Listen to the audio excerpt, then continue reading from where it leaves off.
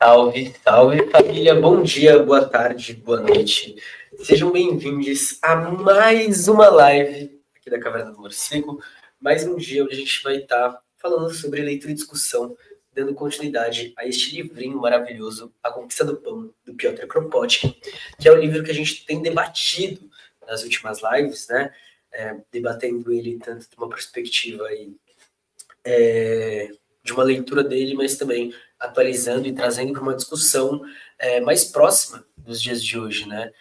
Mais próxima dessa discussão que ele faz, então, entre o bem-estar social, entre a própria questão que, querendo ou não, atravessa ele sobre apoio mútuo, coisas do tipo, e relacionando com a discussão de hoje, discutindo um pouco com o marxismo, com certas perspectivas dos meus estudos, mas também dos estudos marxistas e marxianos, né?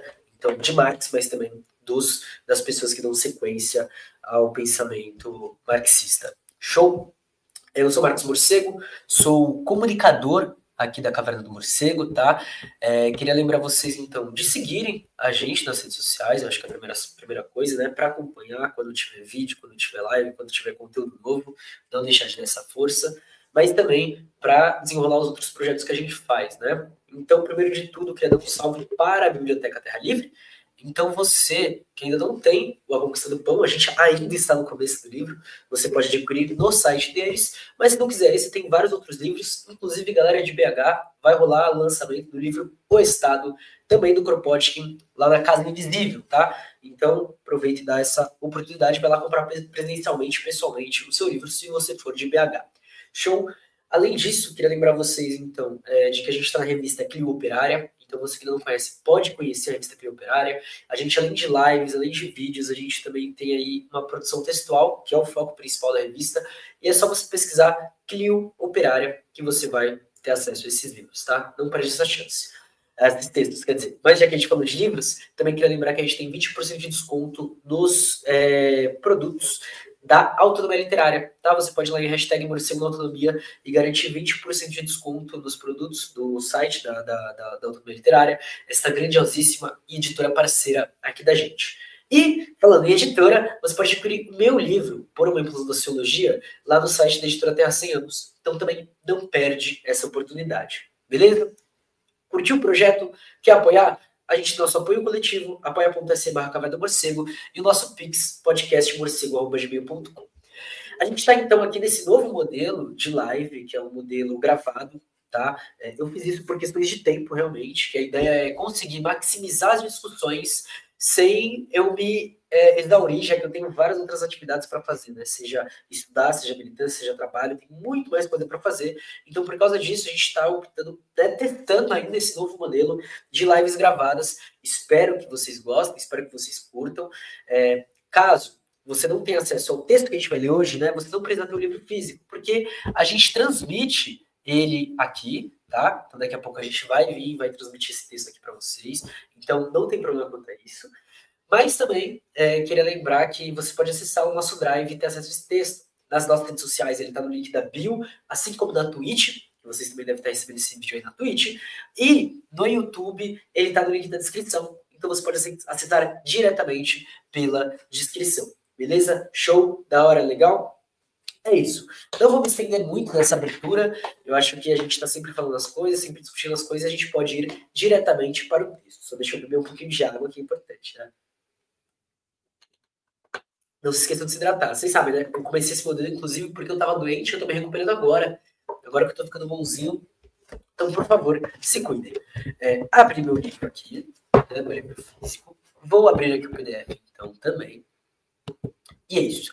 Comentários, perguntas, opiniões podem ser mandados, seja durante a live, seja posteriormente à live, tá? Porque eu sempre leio os comentários, sempre leio o que vocês mandam. Então, assim, como eu disse na primeira live, a gente vai responder o que vocês mandarem hoje, na próxima live, então a gente vai ter semana que vem, essa última semana, que eu acho que vai ser disso. Então, fiquem atentos a isso, beleza? Então, bora lá. O comunismo anarquista. Toda sociedade que quer romper com a propriedade privada, toda sociedade que romper com a propriedade privada será forçada, em nossa opinião, a se organizar de acordo com o comunismo anarquista. Então, reparem que ele está reivindicando esses dois conceitos, né? Tanto o comunismo quanto o anarquismo. A anarquia leva ao comunismo, e o comunismo à anarquia, sendo ambos a expressão da tendência predominante das sociedades modernas, a busca da igualdade. Então, o foco dele é a ideia da igualdade com o fim da propriedade privada. E para ele, inevitavelmente, isso vai ser o comunismo anarquista. Houve um tempo em que uma família de camponeses podia considerar o trigo que plantava e as roupas de lã tecidas de casa como produtos do seu próprio trabalho. Mesmo assim, essa visão já não era totalmente correta. Havia estradas e pontes feitas em comum, pântanos drenados pelo trabalho coletivo e pastagens comunitárias, rodeadas por cercas que todos mantinham. Uma melhoria nos teares ou nos métodos de tingimento de tecidos beneficiou a todos. Naquela época, uma família de camponeses só podia viver na condição de encontrar apoio da aldeia ou da comuna. Então ele começa explorando um pouco de como a sociedade se organizava, né? Basicamente isso. Mas hoje, com o atual estado da indústria, no qual está entrelaçado em que cada ramo da produção se vale dos demais, é absolutamente insustentável a pretensão de dar uma origem individualista aos produtos. Se as indústrias têxteis e metalúrgicas alcançaram uma perfeição surpreendente nos países civilizados, elas o devem ao desenvolvimento simultâneo de milhares de outras indústrias, sejam elas grandes e pequenas. Devem à extensão da malha ferroviária, à navegação transatlântica, à destreza de milhões de trabalhadores, a certo grau de cultura geral da classe operária, enfim, a trabalhos realizados de um extremo ao outro do mundo. Então, a gente está falando daquele processo da globalização que a gente estuda muito na escola, isso daí a gente estuda, né? De uma parte é produzida num lugar, outra parte é produzida no outro, outra parte é produzida no outro. Quando você junta isso, você tem um produto final. Os italianos que morreram de cólera durante a escavação do canal do Suez, ou de anquilose no túnel de São Gotardo, e os americanos que foram ceifados pelas granadas na guerra pela abolição da escravatura, contribuíram para o desenvolvimento da indústria algodoeira na França e na Inglaterra, tanto como os jovens que se extenuam das fábricas de Manchester ou de Rouen, ou o engenheiro que, por sugestão de algum trabalhador, realizou melhorias em um tear. Então, todas as pessoas estão envolvidas, seja direta ou seja indiretamente, desse mesmo processo produtivo, tá? As coisas se conectam desse jeito. Existe um termo utilizado pelo Jaime Osório, por alguns outros autores e autoras, que é chamado de mundialização, onde ele explica um pouco melhor esse processo dentro do processo também de financiarização, né? Então, um processo um pouco mais recente, mas eu acho que dá uma boa base para a gente entender com profundidade isso daí. Como poderemos estimar a parte correspondente de cada um das riquezas que todos ajudamos a acumular? Por assumir esse ponto de vista geral e sintético da produção, não podemos concordar com os coletivistas que a remuneração proporcional às horas de trabalho prestadas por cada um na produção da riqueza possa ser ideal ou mesmo um avanço em direção a esse ideal. Então ele já está olhando e está falando, ó, o modelo que a gente conta por horas já não serve. Tá? A gente não vai poder contar o trabalho por hora. Sem discutir aqui se o valor de troca das mercadorias é realmente medido na sociedade de hoje pela quantidade de trabalho necessário para produzi-los, segundo afirmam Smith e Ricardo, e cuja tradição Marx seguiu, nos basta dizer que o ideal coletivista parece irrealizável em uma sociedade que considerará os instrumentos de produção como um patrimônio comum. Baseado nesse princípio, seria forçado a abandonar imediatamente todas as formas de trabalho assalariado. Enfim, dentro das discussões sobre trabalho, e é uma coisa assim que eu até vejo em Marx, por exemplo, no Crítica ao Programa de Gotha, me parece diferente do que em outros textos, para dar um exemplo. Essa questão de... ele começa numa coisa muito mais... segundo cada um produzir, vai receber, né, essa ideia principal, para depois chegar na ideia de a cada um conforme as suas necessidades. Mas... no Crítica ao Programa de Gotha, ele remonta algo que parece ser algo mais não tão técnico, né? De tipo assim, cara, a ideia não é contabilizar necessariamente as horas. Enfim, e aí precisa também ter uma análise de o que é análise do capitalismo, o que é um movimento imediato e qual é a projeção de Marx. Enfim, são coisas interessantes para se pensar, não discordando do Kropotkin, né? Porque, em certa medida, o Marx ele realmente afirma esse ponto em alguns textos, mas para entender o conjunto da obra, né? Estamos convencidos de que o individualismo mitigado do sistema coletivista não poderia coexistir com o comunismo parcial da posse de toda a terra e dos instrumentos de trabalho. Uma nova forma de posse também vai exigir uma nova forma de retribuição. Essa parte é bem interessante. Uma nova forma de posse vai exigir uma nova forma de retribuição. Uma nova forma de produção não poderia manter a velha forma de consumo, assim como não poderia acomodar as velhas formas de organização política. E aí é uma das coisas, né, ele entra bem no ponto que eu critico parte dos movimentos dos partidos marxistas de hoje em dia, de pensar nesse movimento de superação do trabalho, uma perspectiva do trabalho que é a mesma perspectiva de hoje. Tá? E nisso o Kropotkin, eu acho que ele está muito assertivo. Que se a gente pensa em superar o capitalismo, se a gente pensa em superar essa forma de trabalho, a gente tem que pensar, então, como que a gente vai realmente construir algo que demonstre, tipo assim, ó, não é mais a mesma coisa, a gente não tá vendo as coisas mais com os mesmos olhos, não tá pensando da mesma forma. O salário, ele nasce da apropriação pessoal da terra e dos instrumentos de produção para os povos. Não à toa, Marx, Rosa Luxemburgo vão definir o trabalho assalariado enquanto uma escravização. Essa foi a condição necessária para o desenvolvimento da produção capitalista. Morrerá com ela, mesmo quando se tenta disfarçá-lo na forma de bônus de trabalho. Após necessariamente o gozo comum do trabalho de todos. E aí, é óbvio, né? Ele está falando, quando ele pensa em fim da propriedade privada, ele já pensa diretamente em comunismo anarquista. E tem uma coisa dos marxistas que é pensar muito forte essa ideia do socialismo, né? Então, por exemplo, Cuba, Venezuela, China, você ainda tem trabalho assalariado. Embora sejam escalas menos opressivas em alguns desses lugares, em alguns desses contextos, em certos momentos da Revolução, ainda é isso. Por isso que no podcast a gente traz muito olhar, por exemplo, das comunas da Venezuela, para fugir um pouco dessa ideia, para olhar e falar, tá, e além do salário, o que a gente pode pensar? Eu acho que é um pouco disso, que é um resgate que eu gosto de fazer a partir da Rosa, né? Dela sempre tá reafirmando, tá falando, gente, o salário, mesmo que a gente melhore o salário, ainda são condições plenamente, puramente reformistas. Show, a gente tem que trabalhar menos, a gente tem que ganhar mais. Tá, mas e aí? E aí, o que a gente faz a partir disso? Então, eu vou colocar aqui, ó. Rosa barra Marx. Trabalho assalariado. E escravização social. Afirmamos, além disso, que o comunismo não é apenas desejável, mas que as sociedades atuais, baseadas no individualismo, são continuamente forçadas a marchar para o comunismo. O desenvolvimento do individualismo durante os últimos 3 séculos, então daqueles 300 anos, entre 1500 e 1800, pode ser explicado, acima de tudo, pelos esforços do indivíduo para se proteger contra poderes do capital e do Estado. Olha, interessante. Que é muito da lógica, do discurso neoliberal, né? Embora praticamente não seja isso. Por um momento, ele acreditou, e aqueles que formularam esse pensamento por ele declarado, que poderia ser livre do estado da sociedade. Pelo meio do dinheiro, se dizia, posso comprar tudo o que preciso.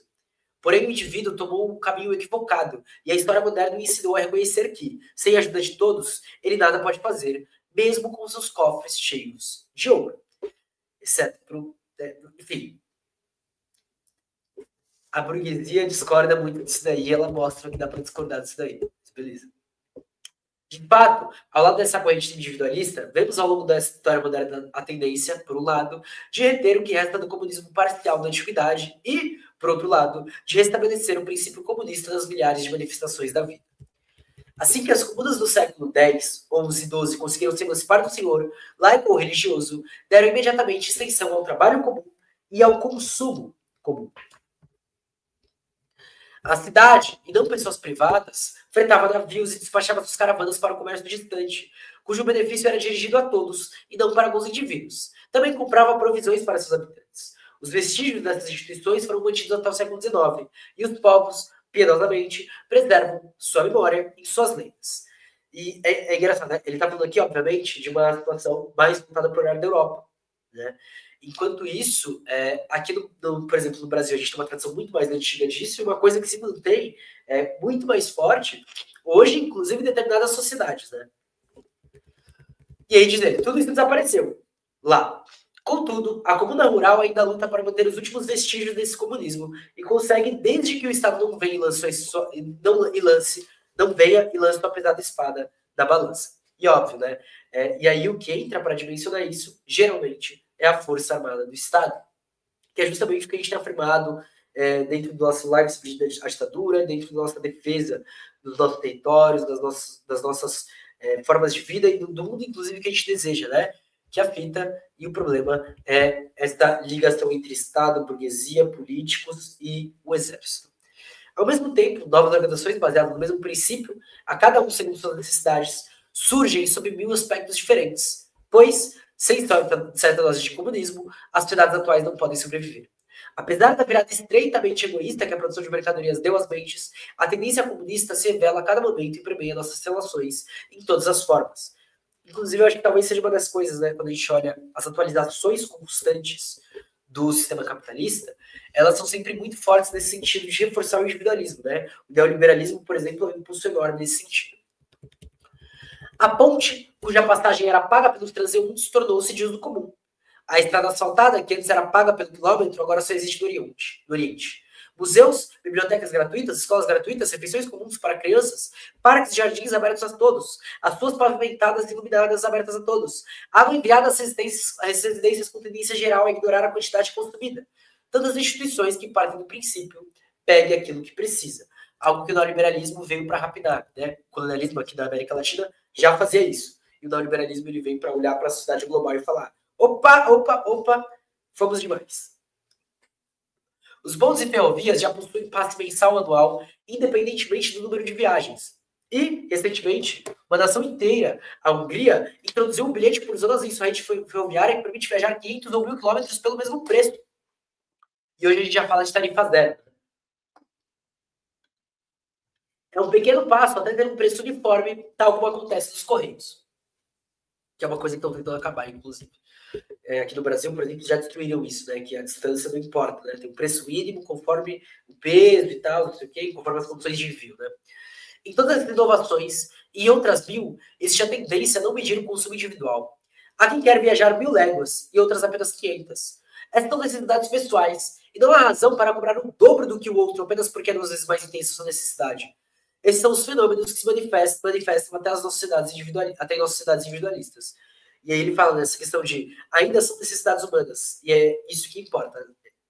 A necessidade vai ser diferente, porém não vai deixar de ser necessidade. Então, ele pensa nessa... Não quero nem dizer padronização, né? Mas tornar socialmente igual, apesar de humanamente diferente a necessidade. Mais ou menos isso. A tendência, por mais fraca que seja, é também colocar as necessidades do indivíduo acima da valorização dos serviços que prestou ou que um dia prestará à sociedade.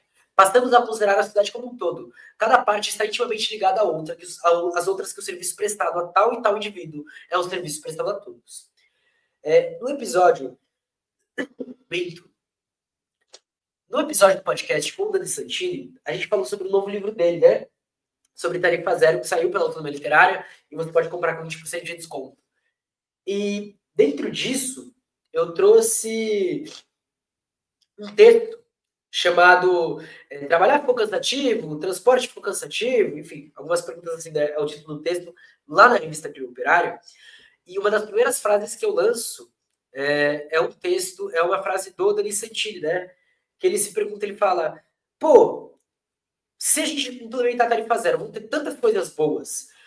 Então, se o serviço ficar negativado, por exemplo, se o serviço ficar em dívida, não vale a pena, pelo bem que vai estar realizando?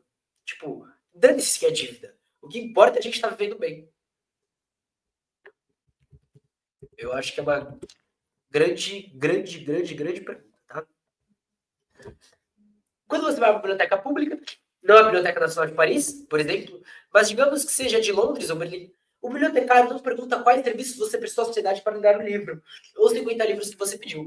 Ele ajudará você caso não consiga encontrá-lo no catálogo.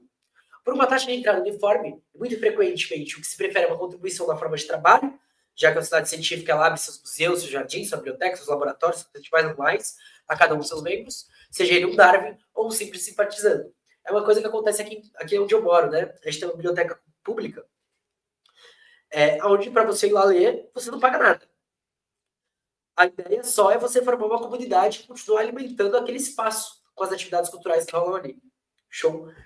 Em São Petersburgo, se alguém está trabalhando em uma invenção, vai a uma oficina especial onde você recebe um espaço próprio, uma bancada de carpinteiro, um torno mecânico, todas as ferramentas necessárias, todos os instrumentos de precisão, desde que você saiba manejar e você está permitido a trabalhar o tempo que quiser. As ferramentas, Caso prefira não trabalhar sozinho, alguns amigos podem se interessar no seu projeto ou você pode se associar com pessoas de diversos ofícios. Inventar um avião ou não inventar nada é da conta da própria pessoa. Uma ideia o entusiasma e isto é o suficiente. Da mesma forma, os marinheiros de um barco salva-vidas não pedem as credenciais dos marinheiros de um navio que está afundando.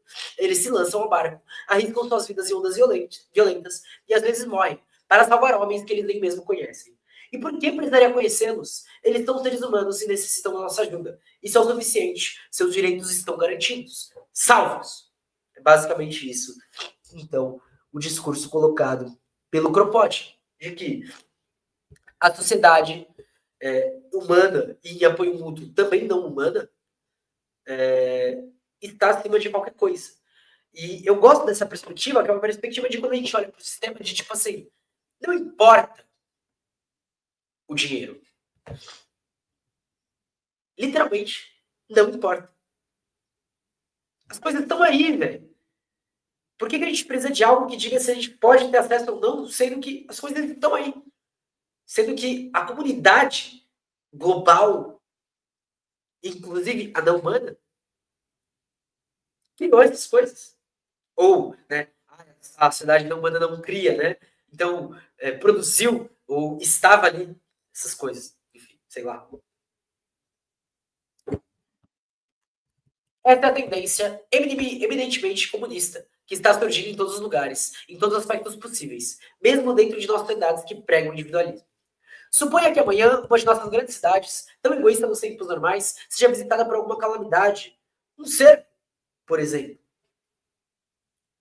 Esta mesma cidade decidirá que as primeiras necessidades a serem satisfeitas são as das crianças e dos idosos, exceto quando a gente tem um presidente fascista no governo, por exemplo, né? Ou, enfim, neoliberal ao extremo. Sem indagar sobre os serviços que prestarão ou irão prestar à sociedade, devemos, primeiro, alimentá-los. Então, se cuidará dos combatentes, independentemente da bravura ou da inteligência que cada um tenha demonstrado. E aos milhares, mulheres e homens competirão em alto sacrifício para tratar os feridos. A tendência existe. Ela se acentua à medida que as necessidades mais urgentes de cada um são atendidas. À medida que aumenta a força produtiva da humanidade. Torna-se ainda mais pronunciado sempre que uma grande ideia toma lugar das preocupações mesquinhas de nossa vida cotidiana. Como então duvidar de quando os instrumentos de produção estiverem a serviço de todos, de quando as tarefas sejam feitas para o comum e para o trabalho, recuperando um lugar de honra na cidade? Produzirá muito mais do que produz. Como podemos duvidar que essa tendência já tão poderosa irá largar sua esfera de ação para se tornar o próprio princípio da vida social? Com base nessas pistas, refletindo, além disso, no aspecto prático da expropriação, que discutiremos nas próximas lives, nos próximos capítulos, somos da opinião que, quando a revolução tiver quebrado a força que mantém o sistema atual, nossa obrigação será realizar imediatamente o comunismo. Perspectiva bem interessante, tá?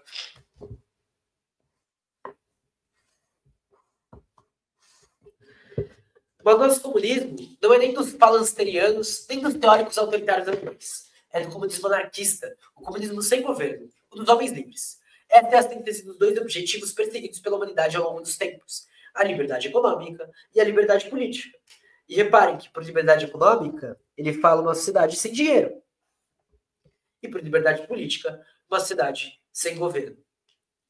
É interessante, porque eu estava lendo sobre a libertação da mulher, a partir do Instituto Andrea Wolff, né, um instituto criado em homenagem a uma mulher martirizada na luta do Kurdistão. E aí ele cita um Abdul Öcalan e tal, e ele fala, inclusive, sobre o fim do matrimônio, né?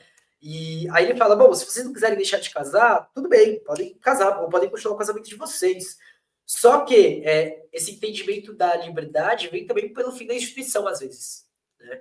E esta é uma excelente pontuação, na verdade, uma excelente pontuação, que vale, pelo menos, para reflexão. Ao tomar a anarquia como ideal de organização política, estamos apenas formulando mais uma tendência pronunciada da humanidade. Sempre que o curso de desenvolvimento das cidades europeias o permitia, elas sacudiam o jugo da autoridade e delineavam um sistema baseado nos princípios da liberdade individual. E vemos na história que os períodos em que os governos foram abalados, como resultado de revoltas parciais ou gerais, foram tempos de avanços repetidos no campo econômico e intelectual. Seja a liberação das comunas, cujos monumentos, fruto do trabalho livre das associações livres, nunca foram superados, seja a revolta dos camponeses, que trouxe a reforma e pôs em perigo o papado. E a gente está gravando isso no dia que o Papa Francisco veio a falecer, né? Seja a sociedade para um momento livre que os incumbentes da velha Europa criaram do outro lado do Atlântico. E se olharmos para o desenvolvimento atual das nações civilizadas, nós vemos, sem erro, um movimento cada vez mais marcante para limitar a esfera de ação do governo e deixar cada vez mais liberdade ao indivíduo. Este é o desenvolvimento atual, dificultado, é verdade, pela confusão de instituições e preconceitos herdados do passado. Como todas as revoluções, está apenas esperando a revolução para derrubar os velhos obstáculos que bloqueiam o caminho e tomar livre voo em uma sociedade renovada. É uma perspectiva interessante, né? Mas, principalmente quando a gente olha que, principalmente com o neoliberalismo, houve uma ideia de reforçar essa ideia do marco individual e de fazer com que pareça que a gente está se afastando do governo e decidindo as coisas por conta. Quando, na verdade, a gente ainda tem um Estado muito forte, né? É isso que a gente reflete sobre o estado de exceção e coisa do tipo.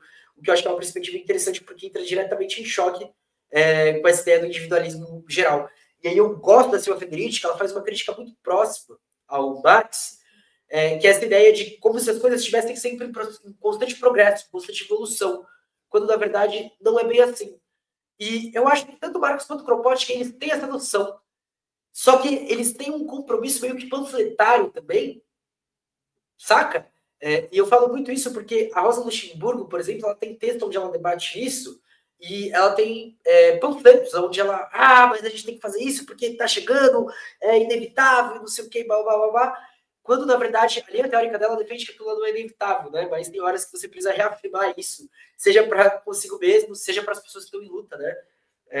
E aí tem essa treta. E talvez seja uma coisa que, inclusive, a esquerda precisa trabalhar de uma forma melhor, que não precisa ser 100% sincera, mas também não precisa ser, não vai conseguir ser 100% coerente. E isso não quer dizer mentir, tá ligado? Mas quer dizer realmente ter horas que você vai depositar coisas muito mais numa fé do que numa concretude. E tá tudo bem, acontece, né? A revolução é movida por paixões também. Faz parte do ser humano também, né? Depois de ter tentado em vão por muito tempo resolver um problema insolúvel, o problema de construir um governo que possa obrigar o indivíduo à obediência, sem, no entanto, que ele próprio deixe de obedecer à sociedade, a humanidade tenta se livrar de todos os tipos de governo e satisfazer suas necessidades organizacionais mediante um entendimento livre entre indivíduos que buscam o mesmo fim. A independência de cada mínima unidade territorial torna-se uma necessidade premente. O comum entendimento substitui a lei e, superando fronteiras, regula os interesses particulares com vista a um objetivo geral. Tudo o que antes era considerado como função do governo é hoje posto em questão. As coisas são organizadas mais facilmente sem a intervenção do Estado. Ao estudar os avanços alcançados nessa direção, somos levados a concluir que a humanidade tende a reduzir a zero a ação dos governos. Ou seja, abolir o Estado, essa personificação da injustiça, da opressão e do monopólio. Talvez até seja uma tendência, né? Só que a capacidade canibalística do capitalismo é impressionante. Então, ok, talvez realmente a gente esteja caminhando para isso. E aí fica a questão, como que a gente apressa esses passos, né? Como que a gente foge dos obstáculos, como a gente espera eles mais rápido. Como a gente acompanha nosso inimigo mais forte. Já podemos vislumbrar um mundo onde o indivíduo, deixado de ser regido por leis, terá apenas hábitos sociáveis fruto da necessidade sentida por cada um de nós, de buscar apoio, cooperação e simpatia dos nossos vizinhos. Certamente, a ideia de uma cidade sem Estado suscitará, para dizer o mínimo, tantas objeções quanto a economia política de uma cidade sem capital privado. Todos nós somos nutridos de preconceito sobre as funções providenciais do Estado. Toda a nossa educação, desde o ensino das tradições romanas ao Código Bizantino, que estudamos sobre o nome de direito romano, e as várias ciências ensinadas nas universidades, nos acostumam a acreditar no governo e das virtudes do Estado providencial. E aí reparem que essa é uma perspectiva interessante da educação, né? Aonde a gente não tem uma aula que chega e fala o Estado sempre existiu, acredita no capitalismo. Mas a gente passa a estudar o que é sociedade a partir da noção do Estado. As ciências sociais, em particular a ciência política, estuda a partir disso. A antropologia tenta fugir disso. Porém, sempre que você estiver olhando para a sociedade sem Estado, a gente vai olhar majoritariamente para pequenas sociedades. E aí tem uma coisa interessante, né? Porque a Albu postou recentemente um texto, não vou lembrar de quem, né? Mas a Albu que postou, sobre diversas cidades que optaram por não construir uma relação de Estado. E aí é que a gente entra na questão interessante. Isso não foi algo que veio à cabeça do branco europeu e tal, não sei o quê. Muito pelo contrário. O David Graeber, e aí um camarada me passou essas informações, né, que eu ainda não li o David Graeber, mas ele fala de que grandes aprendizados que os europeus, da formação do sistema moderno, tiveram com as sociedades não europeias. E essa é uma perspectiva interessante, né? As viagens já aconteciam, esses contatos multiculturais já aconteciam de outras formas. Então, certas sociedades simplesmente optaram por não construir Estado, ou seja, é possível essa construção. Para manter essa superstição, sistemas de filosofia foram desenvolvidos em estados. As teorias do direito são escritas com o mesmo propósito. Todas as políticas estão baseadas nesse princípio. Todo político, seja qual for o seu matiz, sempre vem dizer ao povo: dá-me o poder e eu quero e posso libertá-lo das misérias que pesam sobre você. Muito próximo de uma perspectiva marxista do direito, por exemplo. Né? Do berço ao túmulo, todas as nossas ações são guiadas por esse princípio. Abra qualquer livro de sociologia ou jurisprudência, você sempre encontrará o governo, sua organização e seus atos ocupando um lugar tão grande que nos acostumamos a acreditar que não há nada fora do governo, dos homens, do governo e dos homens do Estado. Forte essa parte. A mesma lição é repetida em todos os tons pela imprensa. Colunas inteiras são dedicadas a debates em parlamentos, a intrigas de políticos. Apenas se adverte sobre a vida cotidiana de uma nação em algumas linhas que tratam da questão econômica, proposição de uma lei ou das notícias diárias, por intermédio da polícia. E quando você lê esses jornais, você dificilmente considera a quantidade incontável de seres, toda a humanidade, por assim dizer, que crescem e morrem, que conhecem dores, que trabalham e consomem, pensam e criam. Além desses poucos grandes personagens aqui se glorificam até a ponto de tanto a ponto de suas sombras, ampliadas por nossa ignorância, esconder toda a humanidade. E aí a gente vê que, inclusive, o processo midiático continua mesmo, né? Inclusive policialesco. E, no entanto, assim que se passa da matéria impressa para a própria vida, assim que se olha para a sociedade, fica-se impressionado com o papel infinitesimal que o governo desempenha nela. Balzac já havia notado quantos milhões de camponeses passam a vida inteira sem saber nada sobre o Estado, exceto os pesados impostos que são obrigados a pagar. Todos os dias, milhões de transações são feitas sem intervenção governamental. E as maiorias delas, as do comércio da Bolsa de Valores, são tratadas de tal forma que o governo nem poderá ser invocado se uma das partes contratantes pretendesse não cumprir seu compromisso. Fale um homem que conhece o comércio e lhe dirá que a negociação diária entre os operadores seria absolutamente impossível se não fosse baseada na confiança mútua.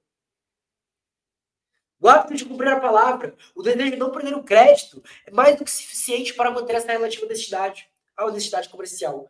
Inclusive, geralmente você se utiliza de operações a partir do Estado para mascarar as coisas, né? Para você conseguir roubar, para você conseguir se aproveitar do crédito e endividar outras pessoas. Enfim. Embora sem o Estado também dê para fazer isso, tá? Enfim. Eu não estou dizendo que só o Estado faz isso.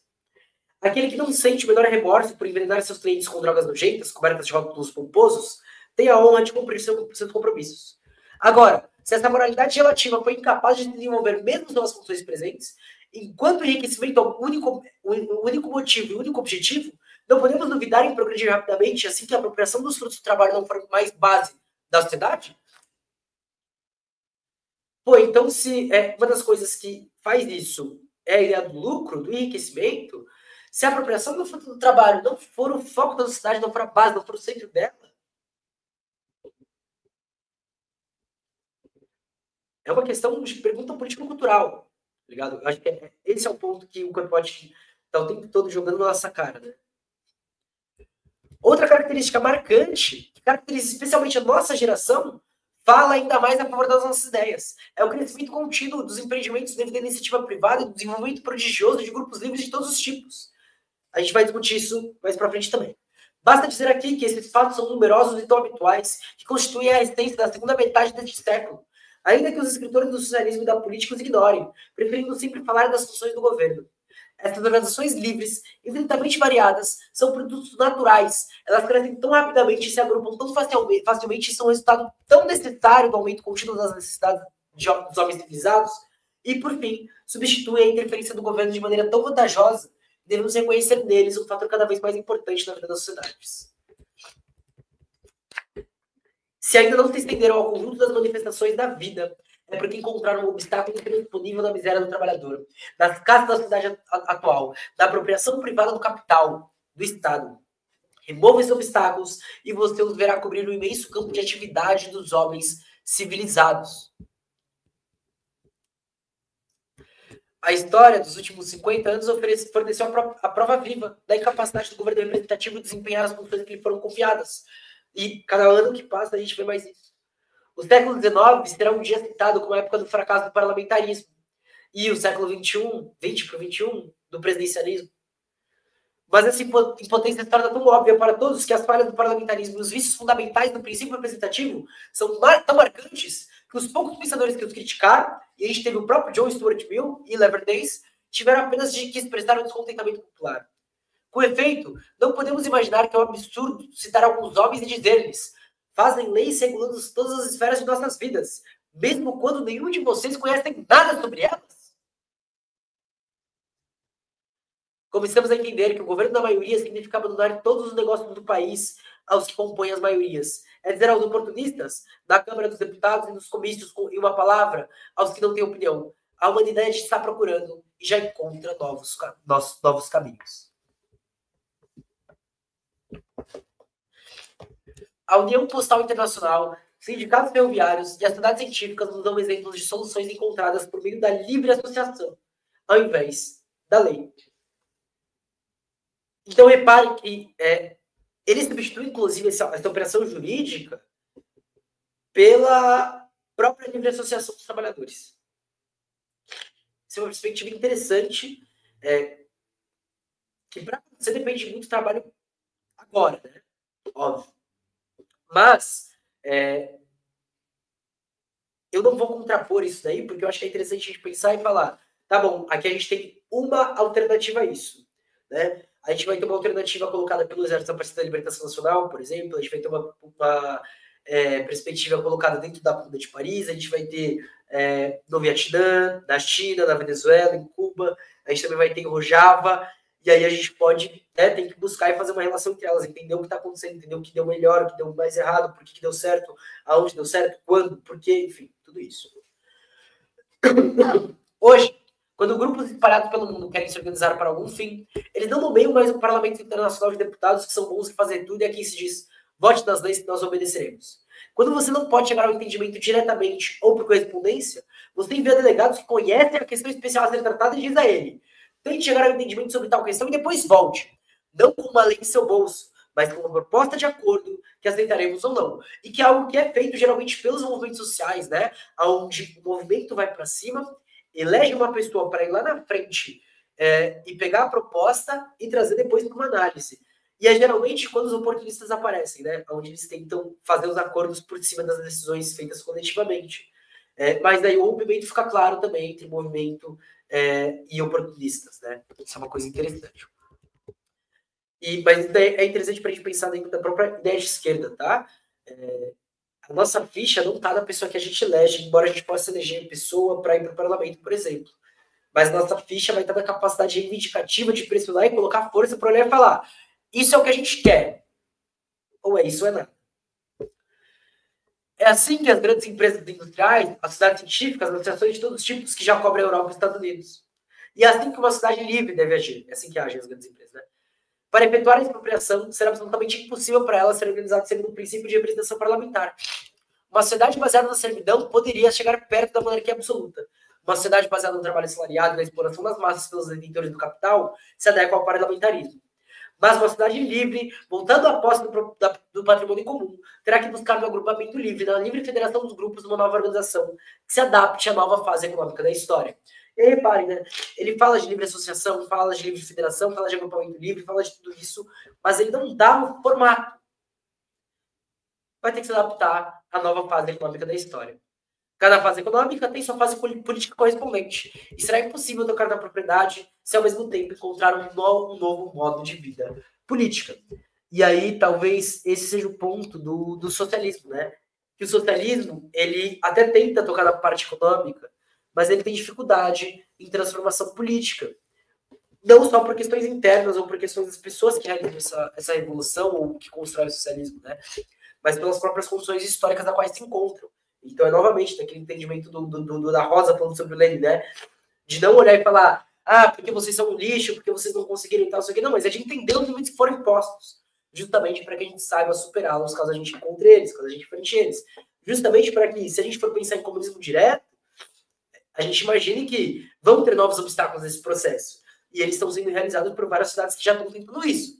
E a gente precisa ter em mente que a gente vai enfrentar esses obstáculos, a gente precisa superar eles. Beleza? Família, quem tiver perguntas, comentários, opiniões, ideias e tal, lança aí. Depois a gente vai ler e aí eu trago na próxima live. Queria agradecer desde já a presença geral, muito importante vocês estarem aqui. Eu peço desculpa, tá? Eu não estava tão mal, mas aí sempre que eu falo, e vocês sabem disso, né? O corpo, ele adrenalina e tudo, e aí a gente fica meio zoadinho, então peço desculpa por isso, espero que seja a última semana minha assim, tá? Eu realmente fiquei bem doente, mas não posso deixar de fazer um episódio aqui, não só para trazer para vocês, mas é uma parte do trampo, né, que eu faço, e é meio que isso aqui a gente não tem atestado. Então, queria agradecer a presença geral, queria agradecer a força geral. Não esquece de apoiar a gente, inclusive financeiramente, que é o que mantém o nosso projeto rodando, tá bom? A gente se vê, então, na próxima live. Até mais. Um grande beijo. Tchau!